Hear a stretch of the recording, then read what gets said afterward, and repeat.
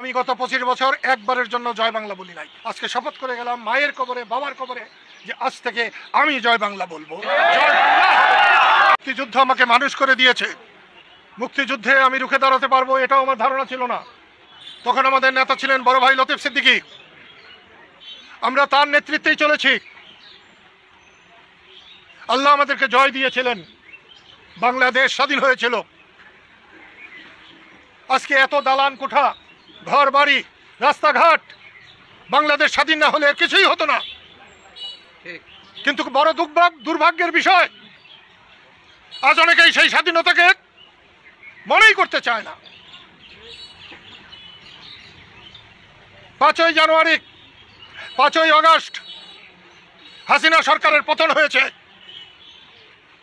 কেউ কেউ মনে করতে চায় যে এটা স্বাধীনতার পতন হয়েছে।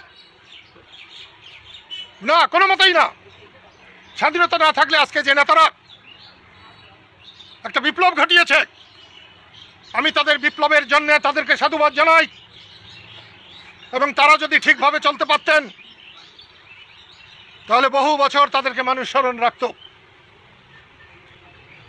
কিন্তু তারা স্বাধীনতাকে প্রশ্নবিদ্ধ করে ফেলেছে।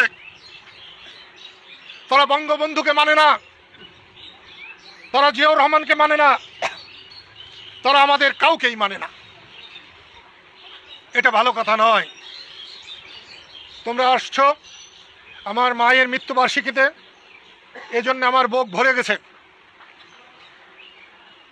71-এ বড় ভাই আমার পাশে ছিলেন, জয়ী হয়েছিলাম। 75-এ পাশে ছিলেন, জয়ী হয়েছিলাম। আজকে আবার আমার বড় ভাই পাশে আছে। দুনিয়ার অর্ধেক আমার বিরুদ্ধে চলে গেল, আমার কিছু হবে না।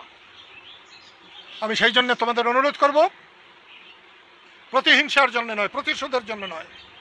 আমি রাজনীতি করি মানুষের পাহারা দেওয়ার জন্যে, দুঃখী মানুষের পাশে দাঁড়াবার জন্যে। আজ থেকে আবার বলছি যে আমাদের সক্রিয় রাজনীতি করা দরকার। মায়ের কবর থেকে, বাবার কবর থেকে অনুমতি নিয়ে মানুষের সেবা করায় আমরা প্রত্যেকেই ঝাঁপিয়ে পড়ব। আমি রাজনীতির সময় রাজনীতি করি, ধর্মের সময় ধর্ম করি, নামাজের সময় আমি নামাজ পড়ি। আমি একটাকে আরেকটার সঙ্গে কখনো জড়াই না। সেই জন্য আজকে আমি রাজনীতি কোনো কিছুই বলতে চাই না। তারপরেও বলবো, গত 26শে মার্চ জাতীয় স্মৃতিসৌধে জয় বাংলা স্লোগান দেওয়ার জন্যে কয়েকজনকে গ্রেপ্তার করা হয়েছে। আমি এর নিন্দা জানাই। স্বাধীন বাংলাদেশে জয় বাংলা ছিল মুক্তিযুদ্ধের স্লোগান। এটা কারো দলের নয়, কোনো ব্যক্তির নয়, কোনো গোষ্ঠীর নয়। এটা মুক্তিযুদ্ধের স্লোগান, স্বাধীনতার স্লোগান। যতদিন বাংলাদেশ থাকবে ততদিন জয় বাংলা থাকবে। আমি গত 25 বছর একবারের জন্য জয় বাংলা বলি নাই। আজকে শপথ করে গেলাম মায়ের কবরে বাবার কবরে যে আজ থেকে আমি জয় বাংলা বলবো। জয় বাংলা হবে আমাদের সবার। বাংলাদেশের স্বাধীনতাকামী